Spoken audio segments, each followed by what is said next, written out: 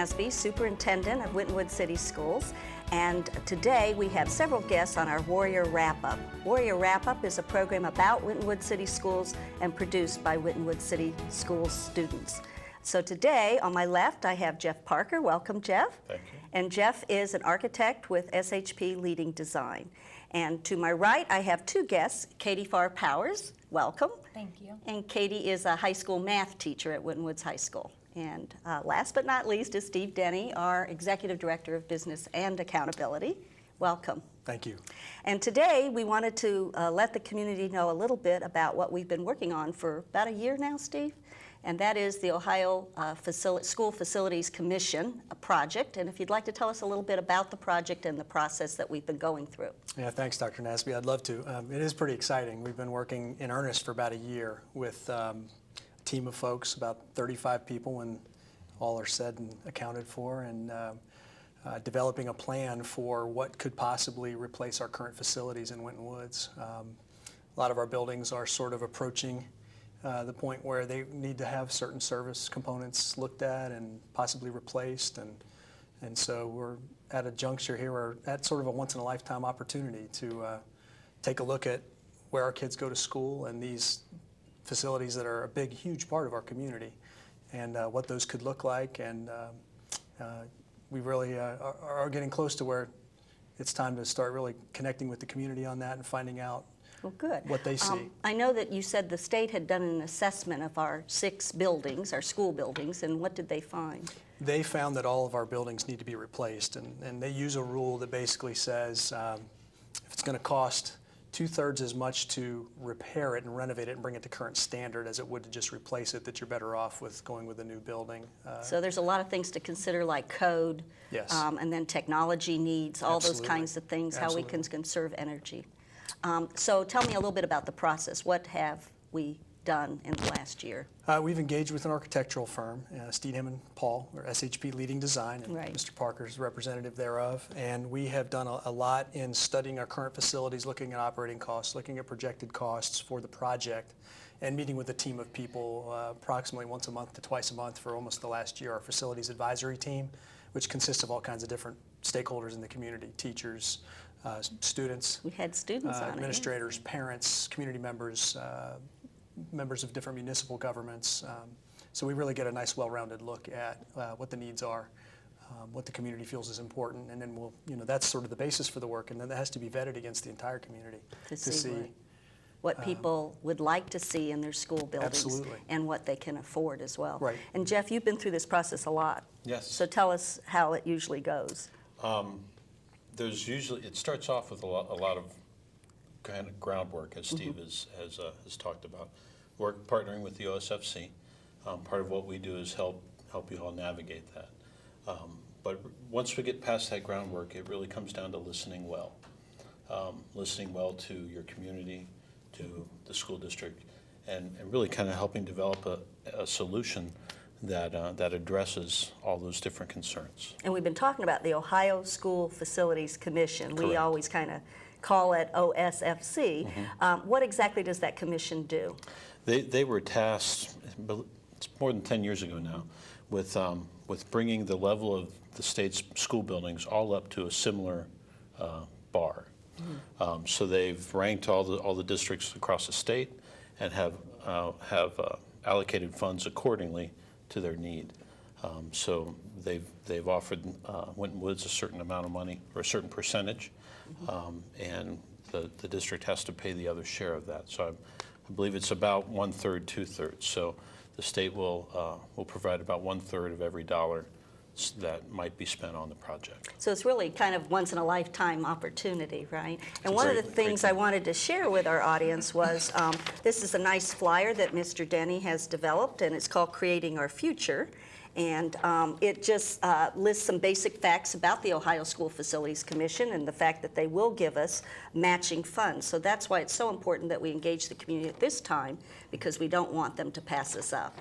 And it's a wonderful opportunity. What the district's been looking at is actually doing 2 campuses, taking all 6 school buildings and condensing them into 2 campuses. Is that accurate? That's absolutely accurate, yes. We can certainly serve all of our kids, we feel, more efficiently in larger buildings, and it actually affords more educational opportunity to the kids. And keep the cost down too. Keep the costs down. And when you say more educational opportunity, for example, if the middle school and the high school are together and they wanted to take Algebra 1, but they were a 7th grader, they could just walk over and take a class from you or one of your colleagues. That would be helpful. It would be helpful, wouldn't it? And here is our latest community calendar, and in here you've done something kind of unique, I think. You want to explain what you've... Well, we've met, again, with students, community members, parents, teachers, administrators, and developed a vision for education. And it's trying to envision what our kids need to be able to know and do 10 years from now in the job force, in the real world, and getting schooling in line with that, and then having facilities that support that schooling to eventually support that outcome. So what we've done is we've taken that visioning document, which is also available on our website if folks are interested in that, and we've gleaned those 6 key guiding principles that we discovered, again, in talking to our community, our kids, and the various stakeholders. And we're going to basically make an online electronic survey possible every month. So beginning, in fact, I think it deploys next week. And the calendar just kind of gives you a heads up that, hey, look for a survey coming. Here, for instance, in August, it says, look for a survey this month on this guiding principle. All Winton Woods students will show academic excellence. And then the next month, this similar thing, but Winton Woods students will be global citizens. These are different pieces that emerged as really key guiding principles for what we think education needs to be for our children right here in Winton Woods going into the next several decades. We had an opportunity back in April where we brought some community members together and our students, and we talked through what does a good facility look like for the future.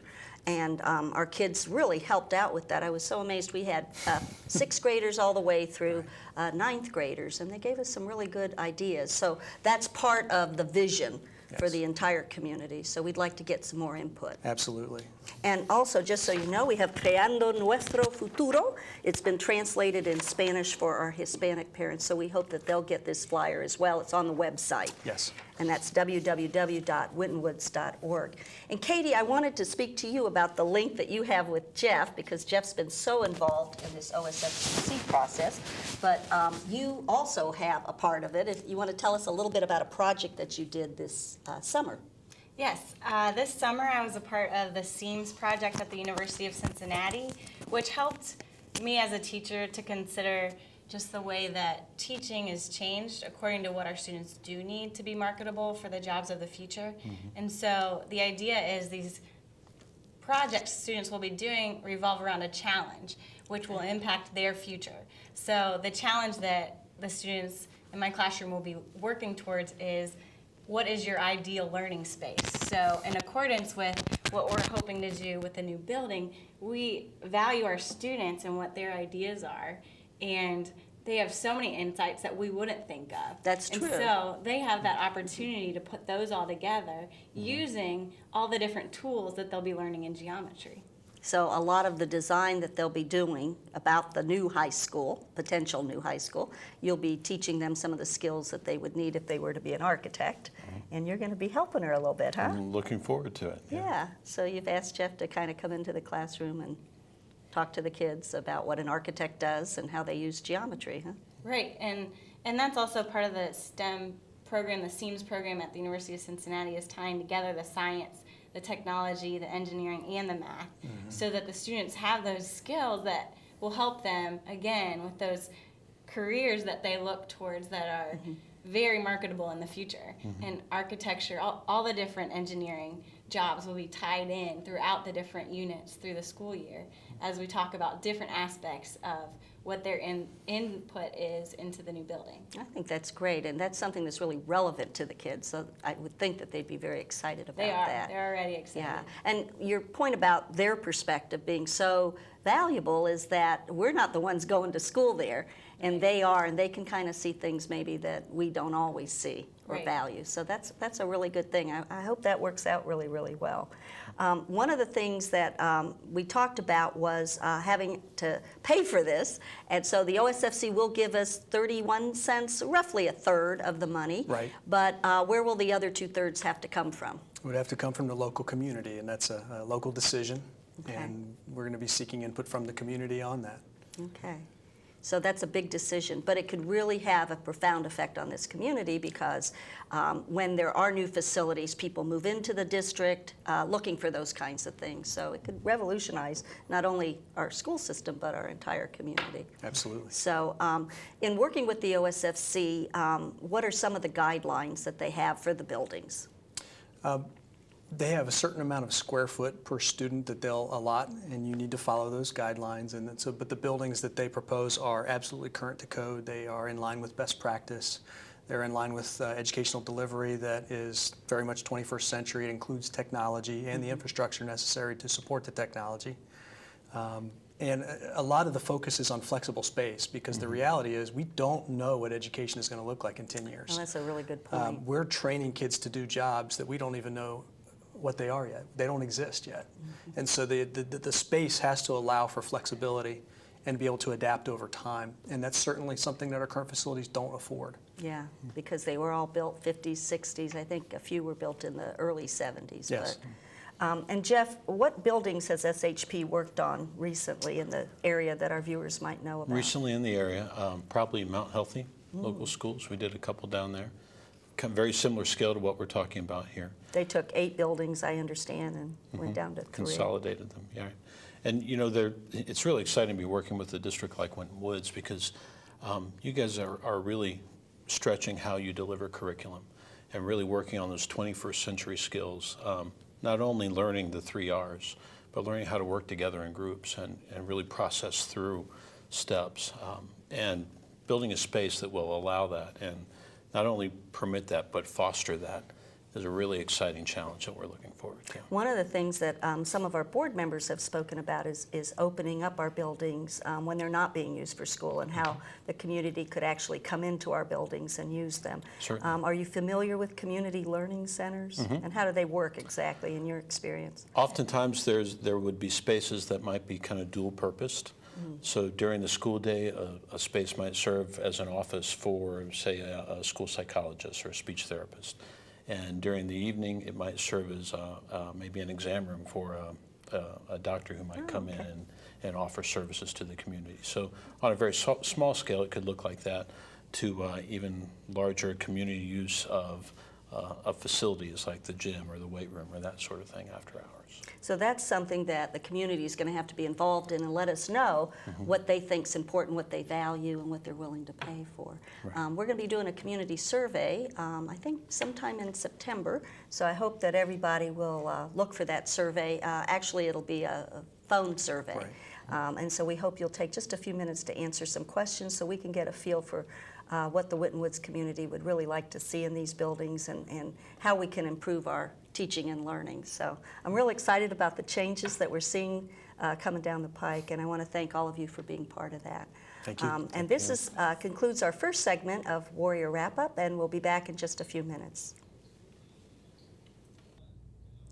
Welcome back to Warrior Wrap-Up. Our second segment deals with our new administrators in Winton Woods City Schools. And with me I have Craig Filipkowski. Welcome. Craig is the brand new assistant principal at Winton Woods High School.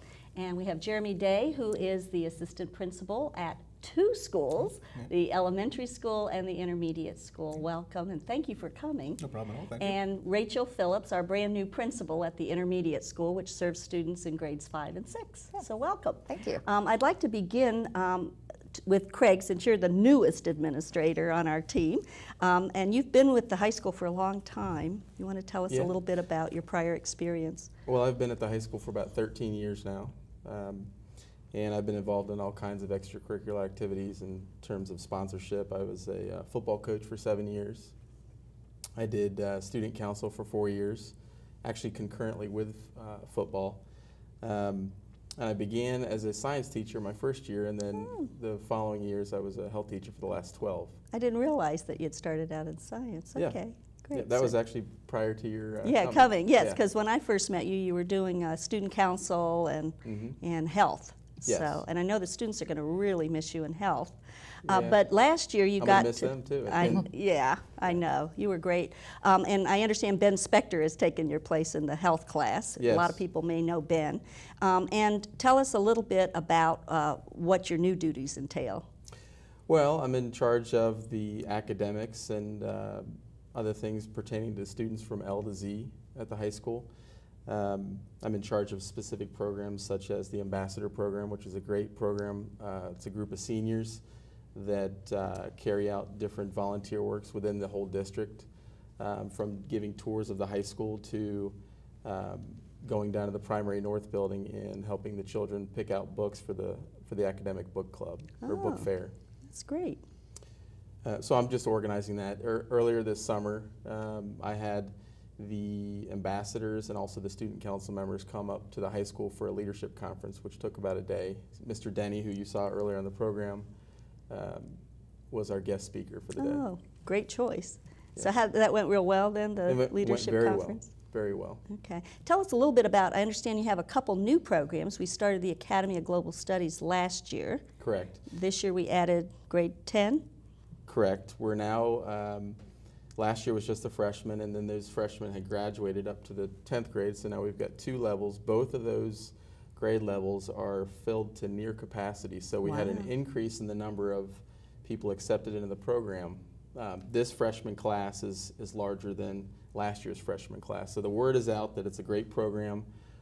Not only do we feel strongly about it academically, but we think that the kids are really enjoying it and are going to get a lot out of it personally. In addition to, the project-based academic piece. Yeah, they do a lot of project-based learning groups. Correct. And they use the computers. They have laptop computers. Mm-hmm. They do a little community service. They travel. So there's a lot of components to that program. Now there's 2 other pathways, as I understand it, at the high school this year. Not this year, actually. They'll be beginning them next year. Okay. In full force. But we are laying the foundation for the High School of Business. And also the Project Lead the Way, which is a STEM focus, which I believe Katie Powers just mentioned to you earlier in the program. She's teaching a course through the SEAMS initiative in Cincinnati, University of Cincinnati. It's basically in alignment with what we're trying to set up for the rest of the high school. So eventually, next year, we'll have 3 separate pathways: the Academy of Global Studies, High School of Business, and then finally the Project Lead the Way, which is the STEM, science, technology, engineering, and mathematics. And that's a collaboration with Great Oaks, the Project Lead the Way. Correct. And it's Murtis Smith, who's excellent teacher, really has the kids engaged. Correct. And the High School of Business is, who's the teacher in that program? Presently, we have Nick Argentati, who's doing a Okay. great job kind of leading the way himself. Okay. And at the elementary school, what are your duties like? Well, it's pretty much whatever Mr. Dorsey Needs? appoints me to do. It's great working for both principals, actually. It's going to be challenging, but I'm looking forward to that challenge. Now, and do you working go with them. mornings to one school or every other Actually, day? it's Monday and Tuesdays I'm with the intermediate school, Mrs. Phillips. Wednesday and Thursdays I'm at the elementary school, and then I Okay. split Friday, morning, Okay. afternoon. And your experience, you've had a lot of experiences in our district. What all have you Yeah, taught This is my previously? 8th year in Winton Woods, and I've taught all kinds of grade levels. I started with 6th grade. I did 1 year in 7th grade and 2 years in 4th grade, all in math. So I've got a variety of experiences in the buildings and with different teachers around the community. So And last year you filled in for Tanya Westwright when Yep. she went out on it's a great FNLA. experience. It was different. Yeah? It was a big experience. I had the experience of being an assistant principal. And then throwing the principal role on top of that, I really got to see the differences. It was a big challenge for It me. It was was tough, nice. It worked yeah. out really well. It Well, was good, It was good. And so now we come to Mrs. Phillips, who's our brand new principal. And Hi. where do you come from? I come from Northmont City Schools. I was a principal there for 4 years. Okay, and how are you liking Winton Woods at this juncture? Wonderful. It's wonderful. It's a great staff and great community. Parents were there last night for open house. I saw, and I was there. We had a packed house. It was a wonderful turnout, so Yeah. it was great. And you had it set up so that they came and learned how to get on Progress Book. Yes. And then they also had Girl Scouts and Boy Scouts. I saw the Alpha sorority people there. I Yes. saw the boosters selling Yes. T-shirts. Yes. And then they were able to go into the classrooms, right? Right, and meet all the teachers in their Yeah. in their pods. Yes. And you got a couple new teachers this year. We did. We've got a new Title I math teacher, Kay Robinson, but she's a graduate of Winton Woods. And That's we great. have Chelsea Clark. She's teaching 6th grade language arts, social studies, and she subbed for us last year, long-term sub.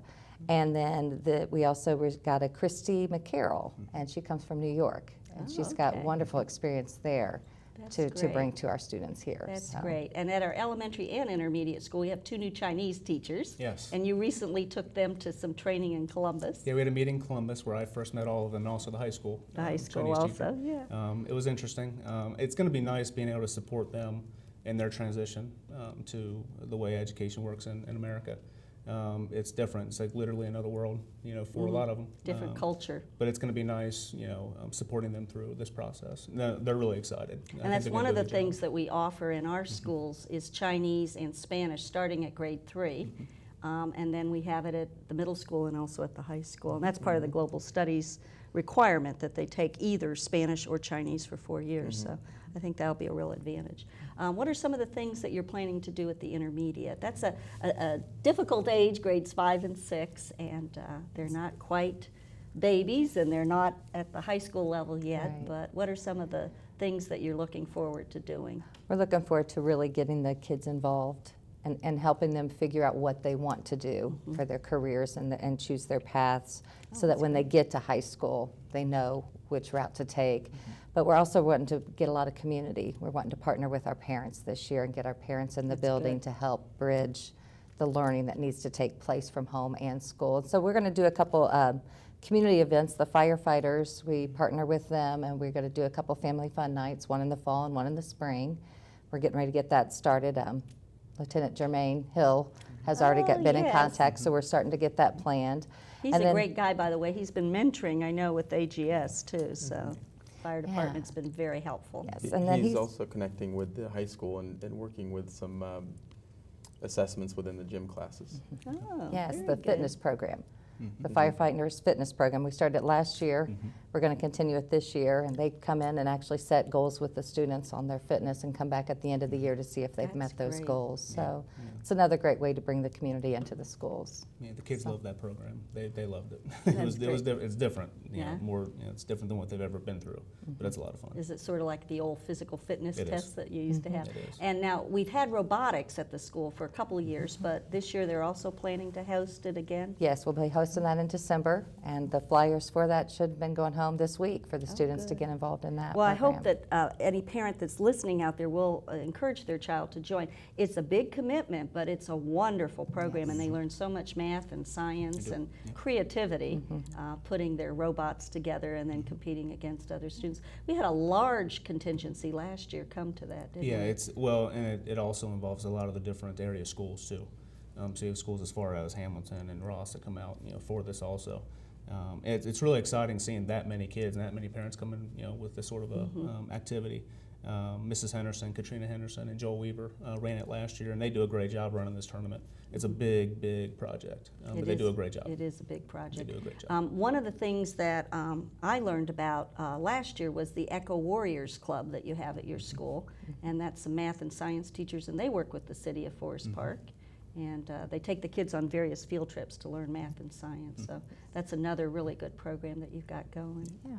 So, at the high school level now, we've got, like you said, the engineering program, and we're doing a lot more project-based learning with math and science. And I think that will really help students succeed in those areas. Oh yeah, the focus is trying to get kids towards these 21st century skills that include collaborating with other students or, coworkers in the future, because that's really what, is can allow them to be successful in the work world, is working with other people. Because as you know, and we all know, that's ultimately what you have to do at the end of the day.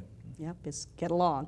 And tell me a little bit about the Freshman Academy. For those kids that are not in the Academy of Global Studies, there's still a Freshman Academy of teachers that work with those students? There are still a group of teachers that works with the freshmen, and they still try to implement the project-based learning into that classroom as well. Oh, good. So that we're not just focusing on AGS or Academy of Global Studies. Additionally, there is a course taught by Mr. Dave Bell, Carol Becky Youngs, and I believe Mr. Brian Schultz, in which it's a world cultures class in which they're exposed to the same idea of this open world within a specific class. So they're doing a lot of project-based learning and sort of, They're doing project-based learning, and they're also being exposed to the world in the same philosophy or the same vein that they are through the Academy of Global Studies, except it's just a specific class at this point. I see. That's really, really good, I think, because more and more we need to have a global focus, because that's the way the world is. And if you just look at the economy, everything's kind of affected by the globe, so to speak. So we had a very interesting convocation speaker this year, and she talked about her experiences that were very global. And so that's what we're trying to accomplish in Winton Woods, giving them a good, solid foundation, math, science, reading, and in addition, giving them this exposure to the world, because that's the world they're going to be working in. So, well, I thank you all for coming today, and I wish you well. I know that we got off to a really good start in our enrollment's up. Great start. Yeah, that's what every school said. It was really smooth, and so we welcome you as Thank you. a new principal to our Winton Woods family. So if you haven't met these individuals, please come up to the schools and meet them. I think you'll really have a lot to talk with them about.